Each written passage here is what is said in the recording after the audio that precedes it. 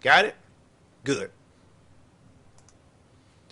Okay, now let's move to the pieces. The most important piece on the board that you need to know about is the king. The whole entire game is about the king, okay? You should never, ever, ever see a game in play, either that is being played or that has ended, without the kings in place. The king is never killed in the game of chess. The object of the game of chess is to trap the enemy king. And here's what you need to know about the king. The king is a slow fella. Even though he's the most important piece on the board, he's kind of slow to get around in his kingdom, right?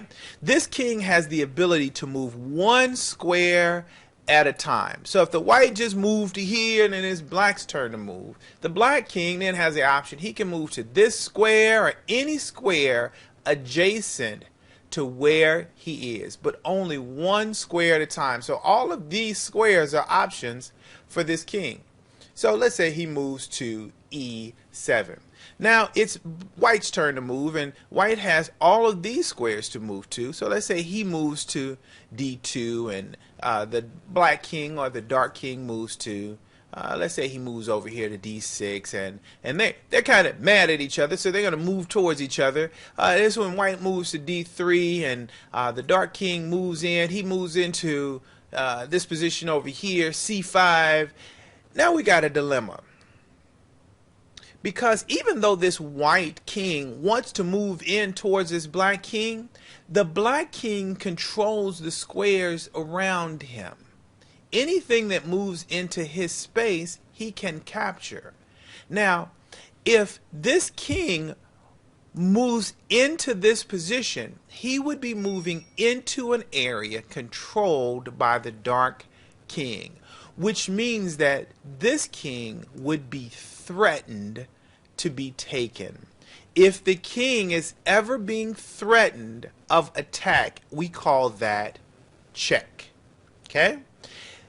If the king is being threatened, which means that in my next move your opponent can capture you, that is called a threat, or your king is in check, which means that your king has to move out of the threat. He either needs to be take the piece that's threatening, block the move of the threat, or run away. Okay, so there are only three options. Now, the reason, we'll come back to that later, but the reason we're talking about checks now is because the king is not allowed to move into a threat. So even though it's white's move, and he can move to any adjacent square, he cannot move into a check. So he would be moving into a space where that king could capture him, and the kings are not allowed to move into a threatening position.